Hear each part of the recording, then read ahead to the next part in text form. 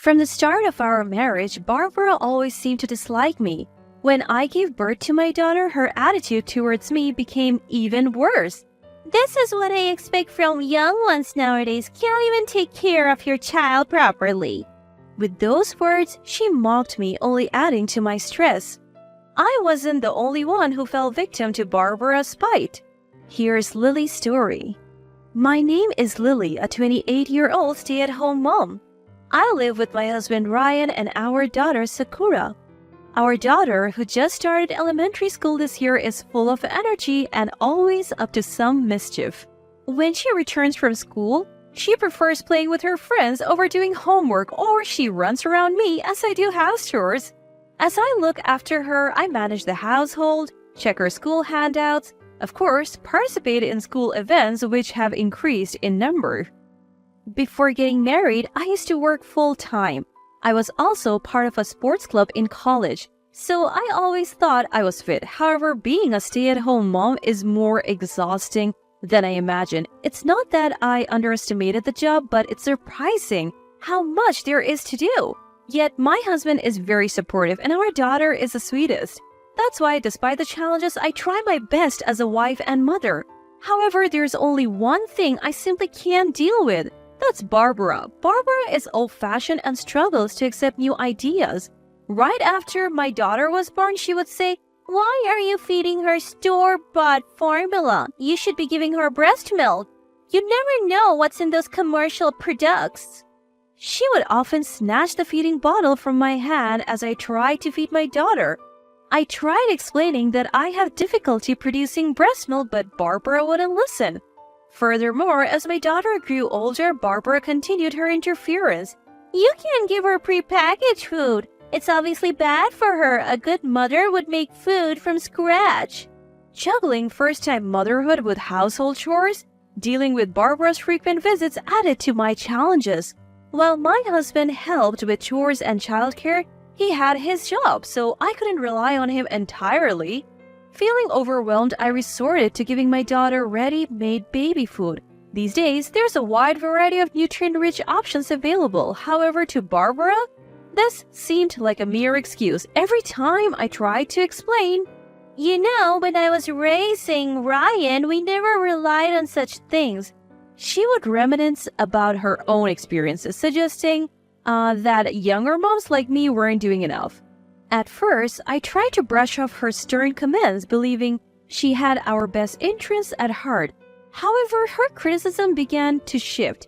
"I feel sorry for Sakura having a mother like you. I bet Ryan regrets marrying someone like you. You're failing as a wife and a mother." Her negative remarks about me grew more frequent. And now, she seems to lead with a jab. By this time, my daughter had started elementary school. With visible results like test scores and school evaluations becoming frequent, Barbara's comments increased. She visited more often, always leaving a sour note behind. Because of her, my exhaustion grew, creating a cycle where Barbara's mood worsened seeing me drained. Frankly, if she truly cared about us, I wish she would step back. "You need to install some culture in my granddaughter.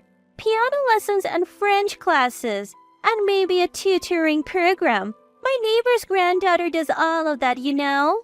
When she handed over a stack of pamphlets with these suggestions, I felt utterly overwhelmed. Barbara probably didn't realize she was being intrusive. I get that. But my daughter and I have our own pace. I wish she would stop using her granddaughter to show off. I felt too intimidated to confront her directly, so I asked my husband to talk to her. However, that backfired with Barbara snapping, "It's nasty to talk behind someone's back." If I had spoken directly, she would have been upset anyway. It's like there's no pleasing her. My husband seemed frustrated too. "I've talked to her several times, but every time she ends up blaming you, Lily. I'm really sorry." He looked utterly defeated. Maybe Barbara was just worried about us in her own way, but her actions were causing more harm than good. Given Barbara's age, changing her mindset now seemed unlikely. My daughter already seemed annoyed by Barbara's meddling, and I hope as she got older, any direct comments would make her reflect. For now, pushing the issue seemed pointless. If she wouldn't listen to us, All we could do was try to forget. I decided to ignore Barbara's comments as much as possible and gently rebuke her when she became too intrusive. Then one day, while doing housework and watching my daughter study, my phone rang. The person on the other end was a classmate from school and we were in the same club. Even after growing up, we stayed close. After having kids, our meetings reduced, but we kept in touch regularly. The call was about my upcoming birthday. Apparently, they're planning a trip to celebrate it.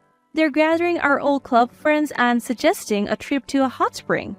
I never expected an invite like this at my age, and lately, I have been exhausted not just because of my daughter, but also due to Barbara. I was genuinely happy about the invitation, but being a mother of a young child, it's not that simple to leave home. Traveling with friends sounds fun, and I would love to go, but if I do, it would be a lot to ask of my husband. Maybe it would have been different if my daughter were a little older, but I'll have to pass this time. But then, a trip? Why don't you go? Surprisingly, when I casually mentioned it to my husband, he immediately agreed. Really? Are you sure? You'll need to be back before Sakura returns from school, right?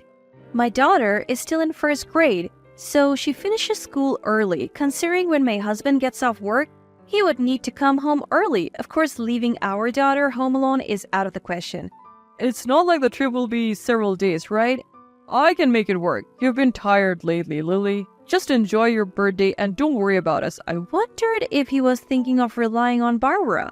But he said, if it comes to that, I'll take a day off. I'm a bit hesitant to leave Sakura alone. He seemed to feel the same way I did. Feeling reassured by his words, I decided to go along with the plan. But I didn't want him to struggle for several days, so I opted for a day trip. He told me not to worry about it, but it was my concern. Even if I went on a multi-day trip, I wouldn't be able to relax thinking about home. Plus, our daughter is all set to celebrate my birthday. She thinks I don't know, but I've seen her secretly drawing my portrait in her room. I didn't want to disappoint her as a mother, so I feel good about choosing a day trip. While discussing my birthday plans with my husband, he asked, "Oh, by the way, did Mom contact you?" Caught off guard by the sudden topic change, I told him no. Puzzled, I asked him why. Well, I spoke to her without telling Lily. She's been wearing you out, hasn't she? So I confronted her a bit. To my surprise, Barbara expressed regret for her past behavior. She even said she would bring a gift for my birthday as an apology. I was shocked, both my husband's behind-the-scene efforts and Barbara's response. I get why you're surprised, but she did seem genuinely remorseful. I'm not saying you have to forgive her, but maybe it's worth seeing how she's changed. My husband was still skeptical, especially about the part where Barbara showed remorse, but he probably sensed a change when he directly witnessed her attitude. He added, maybe it's worth reconsidering, at least. I felt conflicted hearing this from him. After marrying him, I have always been on the receiving end of Barbara's snarky comments. Since our daughter was born, the jabs only got worse, happening almost daily now. So hearing that she's suddenly remorseful, it's hard to believe. I candidly told my husband this, and he replied, I get it. I still find it hard to believe myself. You don't need to go out of your way to make up with Barbara just because she apologized. He reassured me. With his words in mind, I felt a tad more open to Barbara's apology. Barbara planned to bring a birthday gift on the actual day, but I had a day trip planned. So I decided my husband would receive the gift and I would talk to Barbara another time. On my birthday, I left in the morning with friends for our trip. I enjoyed a day off from housework, childcare, and away from Barbara. Not that I dislike housework or childcare, but it's been a while since I have had a day out without a care. By afternoon, I felt truly relaxed and rejuvenated. Then I got a text. Lily, are you back home yet? I have placed a cake in the fridge. How was it? Have you already eaten it? It was from Barbara. She was texting rapidly, one message after another. It was unusual for Barbara to text me, and she never texted this frantically. Taken aback, I replied, sorry, I haven't had it yet. I'm still out and about. I waited for her response when suddenly another message popped in. I thought it was too quick, but it wasn't from Barbara, it was from my husband. Apparently, our daughter couldn't resist and had a slice of my cake. From the photo he sent, it was a pretty big cake, so it wasn't a big deal if our daughter had a piece now. I couldn't help but smile at the picture of our daughter with cream on her face. It looks like Sakura got to the cake first. She's got cream all over her mouth, but seems to be enjoying it, thank you. I added that and texted Barbara. Suddenly, my phone rang. It was Barbara. Maybe texting was getting tedious for her? I picked up the phone and she exclaimed, "Is it true? Sakura ate the cake? Why didn't you stop her?" Barbara is clearly flustered. I can't understand why Barbara is so panicked, so I asked, what do you mean? But Barbara only mumbled, "Well, it's..." As I'm getting frustrated with her, another text from my husband comes in. Thinking about how hectic it's been, I read the message. "Sakura has collapsed. Taking her to the hospital now. Come home quick." I am shocked and can barely process what's happening. But if our daughter has really fainted, it's serious. I quickly explain to Barbara and hang up the phone. Before I end the call, I hear Barbara's voice trail off with, "Oh my..." But right now, I don't have the luxury to comfort her. I explain the situation to my friends just like I did with Barbara and head straight to the hospital. Once there, I see my daughter in a hospital bed receiving an IV drip. I rush to my husband who's holding our daughter's hand to find out what happened. "I really don't know either. After eating the cake from Barbara, she started complaining about stomach pain. At first, I thought she ate too much." It seems our daughter fainted and they took her to the hospital. They diagnosed her with temporary stomach pain, but the cause is unknown. Before I arrived, she spent a lot of time in the bathroom and now they're giving her an IV for nutrition? Thankfully, it's not serious and she can go home once the IV is done. Relieved, I can't help but think of a concerning possibility.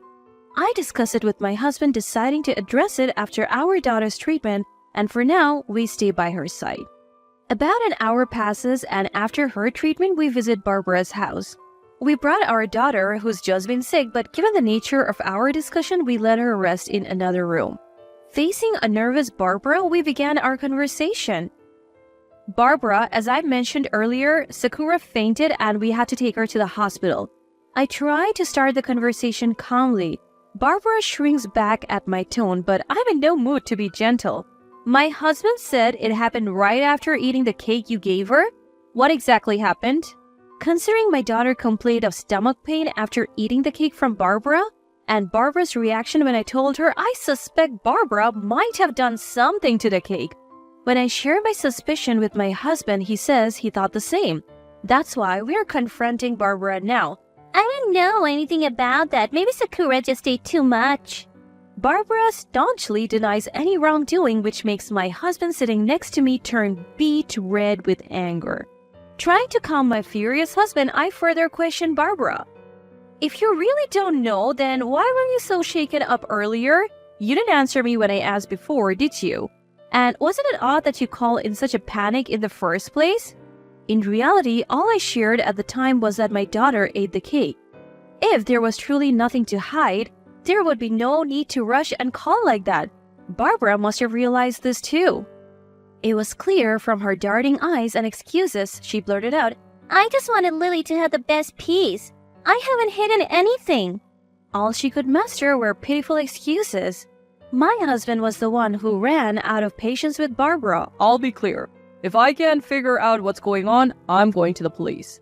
I kept some of that cake Mom gave us. I'll have it tested." Barbara, who had been piling on excuses, was suddenly at a loss for words. She probably never expected him to go that far. "But I told you it's because of Sakura's overeating. Why do you have to take it this far?" As Barbara yelled and ranted, he calmly said, "If that's the case, it'll be a funny story. I'll apologize to Mom then." But he continued, "Our daughter has been harmed. If this was deliberate, it's absolutely unforgivable. I don't think the police would stay silent either." With that, he glared at Barbara. Barbara looked petrified, her face pale as a ghost. To be honest, we're not sure how the police consultation would turn out. There's a chance they might not offer the outcome we are hoping for, but what mattered at the moment wasn't the outcome, but imagining what could happen to Barbara. It would be best if Barbara came clean, and we were determined to press her for answers no matter how long it took. With that determination, we stared at Barbara for several minutes. Breaking the tense silence that followed my husband's words was Barbara herself. I never intended for Sakura to eat it. I just thought it would be fun if it troubled Lily a bit by adding laxatives. I never meant to hurt Sakura like this. Cornered with no excuse left and all escape routes blocked by my husband's firm stance, Barbara realized her mistake. She emphasized that she never intended to harm our daughter and pleaded for forgiveness. But no matter her intentions, our daughter ended up in the hospital. There was no way we were going to forgive Barbara. We're family bound by blood, so I'll spare you from the police this time. But we are cutting ties, and if you ever cross our paths again, there will be no mercy. With those final words to Barbara, my husband headed to the room where our daughter was sleeping. I locked eyes with Barbara as she reached out to my husband. I know you cared about Sakura, Barbara. I also realized the harassment was targeted at me. But now that Sakura got hurt, none of that matters anymore. You have no right to call yourself Sakura's grandmother. We left the house after I told Barbara this, while she watched my husband cradling our daughter. We never went to the police about Barbara, but we decided to cut ties with her. I thought she might do something about it, but she never did. I have heard she's now devastated and has been shutting herself in at home. She had always cherished her son and granddaughter. It must have deeply hurt her to be separated from them. However, this entire situation was caused by Barbara's actions. I can't muster any sympathy for her. Afterward, our daughter recovered fully and is now happily attending school. Since that day, she has been in perfect health with no issues. Sometimes her lively nature can be a handful, but seeing her healthy, happy, and enjoying life is the greatest joy.